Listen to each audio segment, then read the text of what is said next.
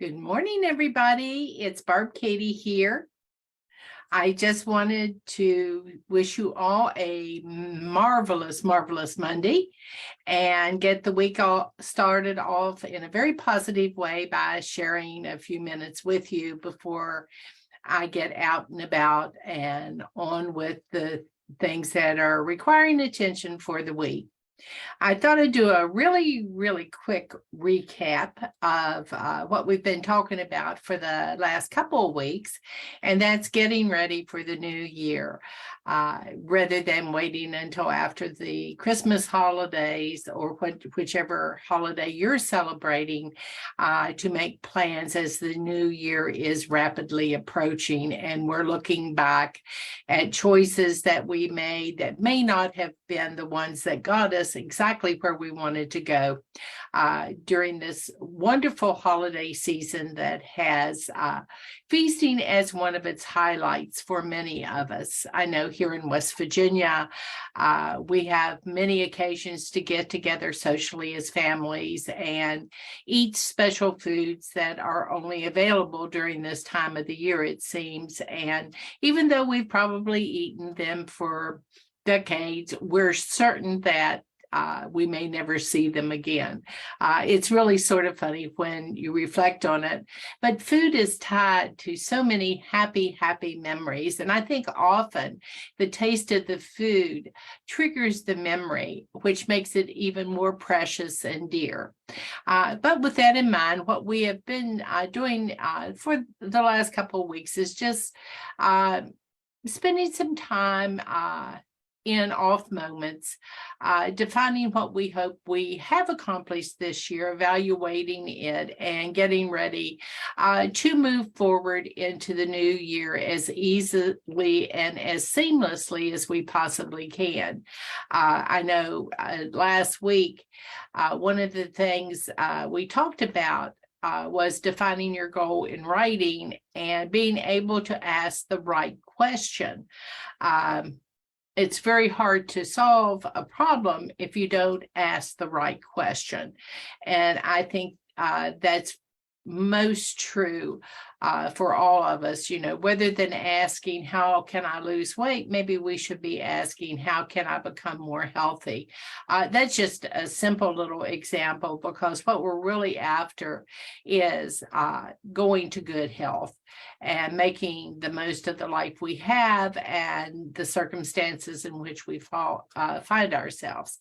This week, I thought maybe what we could briefly talk about, because it's not a big, long, intense conversation, and it seems as if the days are really and truly getting shorter, and they are as we approach the holidays that are right on our doorsteps, is looking at our goals in steps, creating certain benchmarks, certain touch points, certain milestones, if you will, rather than looking all the way down to the ultimate goal, because that can be really intimidating.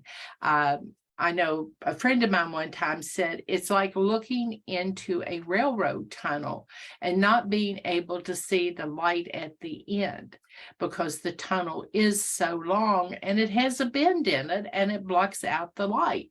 And that can be very intimidating to step inside that, not knowing that there is light at the end of that tunnel.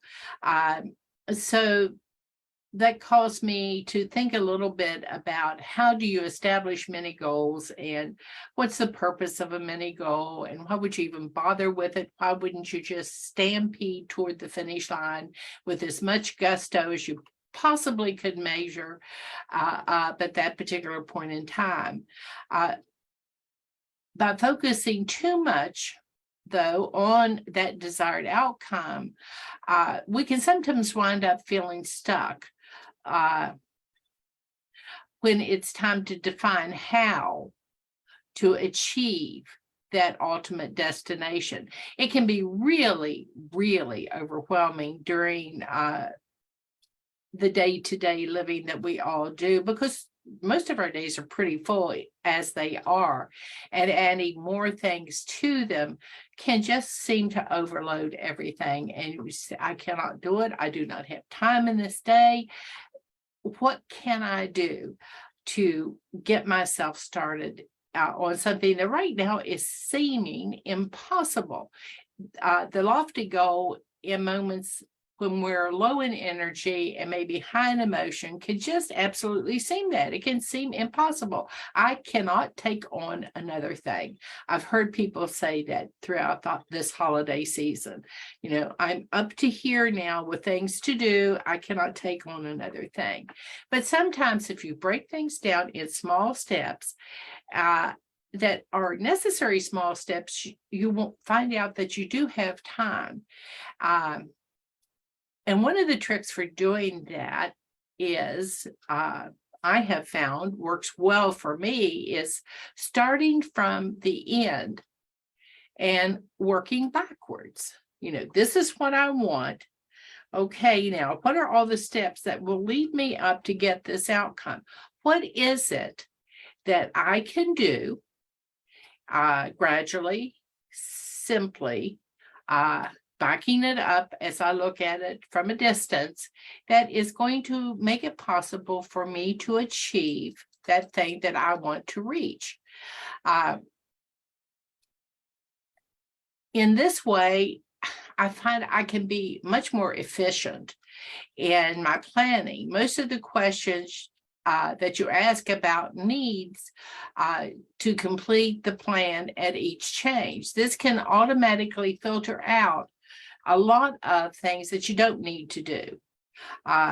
For example, if you were a guitarist and you were wanting to learn how to pick a new song, you wouldn't go over and get your banjo. You wouldn't go get the mandolin. You wouldn't go sit down at the piano. Instead, you would use the instrument of choice just as your beginning step. And then you'd think, okay, these are the things I need to do to learn to play this song that I want to play for the holidays or whatever. You know, I need to know what key it's in. I need to know the chords. And fortunately, with a guitar, for me, because I'm very simple-minded, I only know 2 or 3 chords that I can play. So I look and say, oh, okay, I can adjust and use those chords that I know. That I need to learn the bass line and the melody and how to put them together. I'm not always real good at that. And then I need to know the timing of the song. You know, I just break it down in steps. And so it doesn't seem to be so overwhelming as like, here, Bart, learn this new song. And it's true with a recipe. If you look at a recipe that you want to make, what are the ingredients? What are the steps? What do I need to do first, second, third? What are these things that are step by step, piece by piece, going to achieve the goal I have in mind? The other day, I had the opportunity to teach the little girl that lives next door to me how to make her first banana bread. And we had real fun just breaking it down in steps as we went through it. And we laughed so much. When I told her she needed to break 2 eggs, she looked at me and she said, my mommy would not like it if I broke eggs. And I said, we're going to break them into the bowl. It's going to be okay. But, if you break things down, they are not nearly as overwhelming. And when we identify the steps, then we can write them down in a recipe and notes for a song, whatever, and preserve them for the future.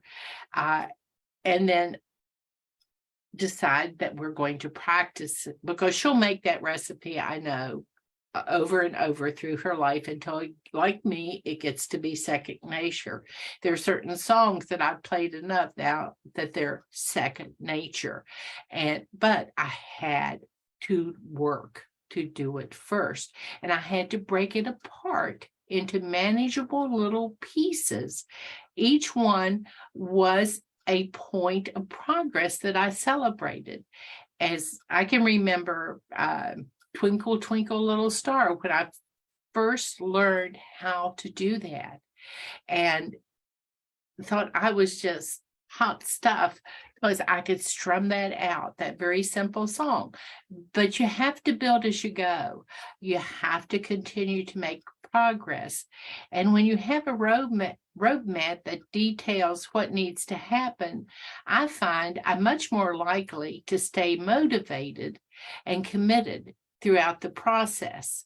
And isn't that the objective we're looking for, is the way to stay motivated and committed throughout the process that we're going through to reach our goals? I really do think that sometimes breaking things into their simplest components is probably the best thing that we can do as we move along the way and make progress day by day to accomplish anything that we set our minds to. And sometimes we have to even move it back to the very beginning and say, is this the right time to implement this change? And I'm ready to make the commitment I need to make to begin this project. Is this the right time for me to fit this in, given what I know about my life circumstance? And if not now, then when will be the right time? There's never going to be the perfect time, that much I know. There always will be stuff in our lives that we could say, well, I can't do this until that. I can't do this until I take care of that. That will always be a part of our life. So we have to be realistic too into what we can incorporate and how we can incorporate it. Making a change for our health is one that I think is pretty high priority, because without your health, what do you have? And anything that's going to help you go to better health has to be pretty high up on that priority list, because if you can't take care of you, it's really hard to extend yourself and take care of others as well. And so when I'm drawing up the roadmap for the new year, I'm trying to really look at that and adjust my steps as need be, given what has to be done and what might be left to wait while I'm concentrating on something I need to give more energy to at the time. So for today, that's my basic message concerning a plan to start the new year. But I would be very remiss if I did not share with you, just for a few minutes, my joy in the way you all handle our discussions in our group on topics focusing on change and how to do things better personally and also within our chapters. It was so lovely to read your comments on the question that was raised concerning traditional uses of the TOPS pledge, chapter procedures, penalties or no penalties for weight gains, all these types of things. That was in a thread that went up yesterday evening. When I woke up this morning, everyone was so respectful. In the comments, there were different opinions shared, which is always good, different points of views, different ways of looking at things, but it was done with respect and with an eye toward what helps people most. And that was just so encouraging to me. There was not a lot of, well, we've always done it that way, we can't change it. That's not it can't be done because it's never been done before. There was very little of that type of thought. Instead, it was ways, well, we have learned that we can change. We have learned that doing it this way works better for us. Or have you thought about, which opens the discussion up for consideration, rather slamming the door shut by not wishing to engage in possibility thinking. And that just made my heart feel so, so good that all of you were willing to help each other see different ways of looking at something that you may have never thought about in great detail before, or were willing to rethink your position on and how it could benefit your fellow members and you as well. I know one chapter said that they had done away with gainer fines many, many years ago. And I smiled very much when I read that, because I can remember a discussion I was part of one time where we were talking about our own chapter gainer fines. And somebody made the comment there that, well, how are we going to fund the chapter if we don't charge gainer fines? And this one lady who almost never said a word would raise her hand, and the leader recognized her, and she said, "Excuse me, but if we're counting on gainers fines to fund our chapter, I think we need to really think a lot about what we're doing here. Because we should never have enough money in a gainer's pot that it would make any difference. And why do you want to beat up on people that are struggling anyway?"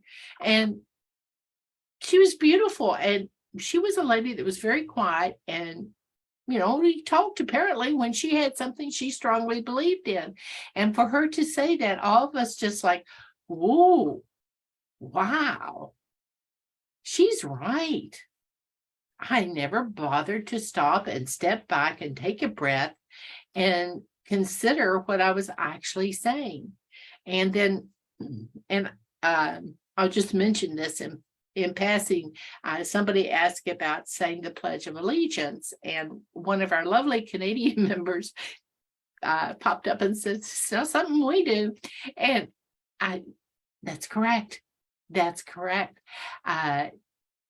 The Pledge of Allegiance just became a tradition in some chapters.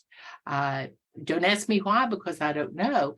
But it did. It has, it's not something TOPS necessarily does or doesn't do or looks down on. But, somebody made the comment, well, this is political. Okay, absolutely. I can understand how a Canadian would not want to say the Pledge of Allegiance. And it is sometimes really refreshing to just listen to different points of view and different ways that work better, and learn from those and say, well, I never looked at it that way. And I just was so happy that the respect was there. The willingness to listen was there. The openness for discussion was there. That's how we learn and grow. That's how we make progress. That's how we're setting out a plan that is going to help us move forward in our lives to live the best possible life we can. We try to remember we must be respectful. We must be proactive. We must be thoughtful and considerate. And we must break things down in manageable parts instead of knee-jerking a quick reaction and a quick, definite, no, that can't be done. There are many ways to skin a cat, as an old saying that was popular when I was a child and we were out on the playground and learning gymnastic moves that you could, turn yourself around a pole in a circle many different ways. You just had to figure out what worked best for you and then do it your way. So I look forward to hearing how you're doing, making your roadmap for progress as the new year comes closer. And I look forward to hearing the steps that you are making to be prepared for an exhilarating new year and a great close to the year we are in right now. Have a great day out there. I'm off to see my weight recorder right now, and you have an awesome day. I will talk to you later. Bye for now.